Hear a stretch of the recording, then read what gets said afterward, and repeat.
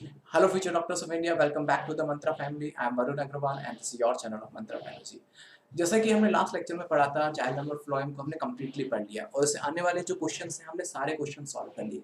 कई बार क्वेश्चन पूछा जाता है कि जाइलम फाइबर किस में एब्सेंट, जाइलम फ्लोएम किस में एब्सेंट होता है। तो जनरली ध्यान रखना है मोनोकोट के अंदर एब्सेंट होता है क्योंकि कुछ ऐसे बाउंस क्वेश्चंस होते हैं जनरली हमारे माइंड में नहीं होते और लेकिन वो पूछ ले जाते हैं क्योंकि एग्जामिनर को भी तो एनालिसिस करना है ना। ठीक है, तो इसकी वजह से कई बार वो ऐसे क्वेश्चन पूछते हैं। आज के सेक्शन में कुछ स्पेशल टाइप ऑफ टिश्यूज के बारे में पढ़ेंगे जो कि बेसिकली सिक्योरिटी टिश्यूज के बारे में हम पढ़ेंगे। ओके, सो देखिए स्पेशल टाइप ऑफ टिश्यूज में जैसे कि कुछ ये टिश्यू बेसिकली स्पेशलाइज्ड होते हैं सिक्रेशन पर्पस के लिए। ये दो टाइप के टिश्यूज होते हैं, एक्सटर्नल सिक्योरिटी टिश्यूज और होता है इंटरनल सिक्योरिटी टिश्यूज। एक्सटर्नल मतलब इनका जो सिक्रेशन वो करता है वो इन्वायरमेंट में जाता है और इंटरनल मतलब वो इनका जो सिक्रेशन होता है वो अंदर रहता है। ठीक है, इवन का इंटरनल सिक्योरिटी टिश्यूज के जो लाइक जो सिक्रेशन होता है, ओके, इनका काफ़ी यूज़ कमर्शियल पर्पस में भी किया जाता है। तो एक्सटर्नल टिश्यूज के बारे में पढ़ते हैं। ओके, ये एक्सटर्नली सिक्योरिटी टिश्यूज हैं जो कि बहुत डिफरेंट टाइप्स के होते हैं। Digestive gland, stinging hair, nectaries, osmophore and हाइड्रोथोड। और इंटरनल सिक्योरिटी टिश्यूज के बारे में हम देखेंगे, ये होते हैं आपके लैक्टिफेरस टिश्यूज जो बेसिकली लेटेक्स फॉर्मेशन करते हैं। Externally tissues, external security tissues जैसे कि आप देखेंगे डाइजेस्टिव ग्लैंड्स।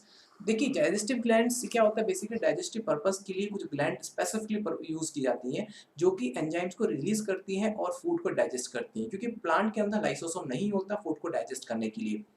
ठीक है, एग्जाम्पल के लिए अगर आप देखेंगे इंसेक्टिवोरस प्लांट। इंसेक्टिवोरस प्लांट क्या होता है कि एक तरह के प्लांट होते हैं जो बेसिकली, ये देखिए इंसेक्टिवोरस प्लांट्स में ये घड़े जैसा स्ट्रक्चर होता है। ये प्लांट क्या करते हैं कि ये लाइक इंसेक्ट को अट्रैक्ट करते हैं और इंसेक्ट जैसे ही इनके घड़े पे ऊपर आके बैठता है तो सडनली उसका घड़े का ढक्कन बंद हो जाता है और वो इंसेक्ट को डाइजेस्ट कर लेते हैं। वो इसलिए होता है क्योंकि इस सोइल में ग्रो करते हैं जो नाइट्रोजन ऑलरेडी एब्सेंट होता है, तो ये क्या करते हैं इंसेक्ट से नाइट्रोजन को लेते हैं। तो ये जो इसके अंदर आप देखेंगे तो डाइजेस्टिव ग्लैंड्स होती हैं जो एंजाइम्स रिलीज करती हैं और जिससे फूड का वो डाइजेशन हो पाता है। ओके, नाउ स्टिग्नल हेयर देखेंगे, ये देखिए हेयर्स है। ये बेसिकली हेयर स्टेम के ऊपर पाए गए हैं। ये basically they are again a part of the insectivorous plant. जब कोई इंसेक्ट इनके थ्रू आता है, जैसे कि इंसेक्ट आया और वो किसी भी हेयर के कांटेक्ट में आया, तो क्या होता है कि ये बेसिकली वो हेयर वो केमिकल रिलीज करते हैं जो कि इंसेक्ट में चला जाता है जिससे इंसेक्ट की डेथ हो जाती है और फिर उसकी डाइजेस्टिव ग्लैंड उसको डाइजेस्ट कर लेती है। ठीक है, फिर नेक्टर। नेक्टर बेसिकली क्या होता है, कुछ नेक्टोरियस ग्लैंड्स होती हैं जो बेसिकली नेक्टर का फॉर्मेशन करती हैं। आपने देखा होगा काफ़ी लोग क्या कहते हैं जो जैसे कि जो आपने देखा होगा बीज और बहुत मॉस्किटो एक फूल के आसपास हमेशा मंडराते हैं क्योंकि वो नेक्टर रिलीज करते हैं। नेक्टर क्या होता है, एक सुक्रोज होता है, ग्लूकोज प्लस सुक्रोज का कॉम्बिनेशन होता है। ठीक है, जैसे कि इंसेक्ट होते हैं, जैसे कि इंसेक्ट क्या होता है कि हमेशा नेक्टर के सर्च में रहते हैं क्योंकि सर्च के नेक्टर का एक खुशबूदार एक चीज़ होती है। इवन आप गुलकंद आपने खाया होगा, वो गुलकंद बेटा नेक्टर का ही बना होता है। तो ये क्या होता है कि फ्लावर के मिड में होता है, तो इंसेक्ट उनको अटैक करते हैं और इंसेक्ट अटैक करने की वजह से वो खाने खाते हैं और यही इनको हेल्प करता है पॉलिनेशन के अंदर।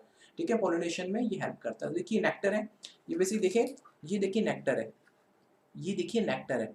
ये नेक्टर की वजह से व्हेन इंसेक्ट इस नेक्टर के कांटेक्ट में आता है तो फर्दर फिर पॉलिनेशन में हेल्प होती है। फिर आता है ऑस्मोफोर्स।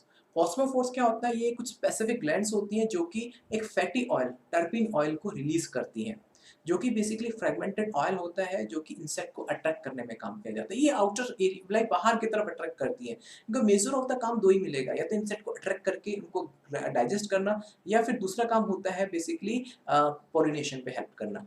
ठीक है, क्लियर हो गया। ध्यान रखना ये कुछ जैसे कि टर्पिन वगैरह रिलीज करते हैं जो कि एक फ्रेगमेंट मटेरियल है जिससे कि इंसेक्ट को अट्रैक्ट किया जा सके। फिर आपका आता है हाइड्रोथोड। हाइड्रोथोड ये बेसिकली टिश्यू रेस्पॉन्सिबल होता है गटेशन के लिए। हमने पढ़ा था कि जब पॉजिटिव रूट प्रेशर बनता है तो गटेशन होता है, जब किसी भी कभी भी किसी भी अगर आप स्टेम को हल्का सा कट करते हैं तो उसके ऊपर सडनली वाटर ड्रॉपलेट्स बन निकल जाती है क्योंकि वो गटेशन का ही पार्ट होता है। लेकिन गटेशन को हेल्प करने में एक हाइड्रोथोड एक स्पेसिफिक टिश्यू होता है जिसकी वजह से ये जैसे वाटर ड्रॉपलेट्स होती हैं स्टेम के पॉइंट पे आती हैं। तो देखिए ये बेसिकली हाइड्रोथोड है जिसमें ये लीफ, ये बेसिकली अगर देखेंगे तो लीफ का एपिथेलियम है। ठीक है, ये वेस्कुलर टिश्यूज हैं जिसके थ्रू वाटर को ऊपर भेजा जाता है। ठीक है, फिर उसके बाद में एपिथेम टिश्यूज होते हैं। ठीक है, और फिर उसके बाद में ये वाटर स्टोमेटा होता है जिसके थ्रू वाटर बाहर आता है ड्रॉपलेट्स के फॉर्म में। ना इंटरनल सिक्रेटरी टिश्यू, ये होता है लैक्टिफेरस टिश्यूज होते हैं जो बेसिकली लेटेक्स रिलीज करते हैं, जो मिल्की सब्सटेंसेस होता है। या तो देखिए लेटेक्स को रिलीज करने में पूरी पूरी वेसल्स हेल्प करती है या स्पेसिफिक सेल हेल्प करती है। इस लेटेक्स का यूटिलाइजेशन बहुत इंडस्ट्रियल एप्लीकेशन मेडिसिन बनाने में किया जाता है। ठीक है, लेटेक्स ध्यान रखना, ये बेसिकली रबर भी एक तरह का लेटेक्स होता है। वेबर लेटेक्स का यूज़ मेडिकल फील्ड में भी किया जाता है मेडिसिन बनाने में। तो बहुत बेसिक सा टॉपिक था आज का, जो कि हमारा था specific type of tissue, like sorry secretory tissues के बारे में। ओके, सो अब हम नेक्स्ट लेक्चर में हम पढ़ेंगे टिश्यू सिस्टम के बारे में। देखिए, पहले हम क्या पढ़ रहे थे, हमने मेरिस्टेमेटिक सेल्स देखी, फिर सेल से आपकी मेरिस्टेमिक टिश्यूज़ बने। हमने मेरिस्टेम टिश्यूज़ देखे, परमानेंट टिश्यू देखे। परमानेंट टिश्यू में जाइलम फ्लोएम देखा, कोलोनकाइमा देखा, स्क्लेरोकाइमेटा देखा और आपका कोलोनकाइमा देखा। फिर उनसे मिलकर टिश्यू बना, ठीक है? अब उस टिश्यू सिस्टम बनेगा, क्योंकि अब प्लांट के अंदर ऑर्गन तो प्रेज़ेंट होते नहीं है, तो टिश्यू सिस्टम फाइनल स्ट्रक्चर होता है। तो हम नेक्स्ट लेक्चर में टिश्यू सिस्टम के बारे में पढ़ेंगे। ओके? धन्यवाद।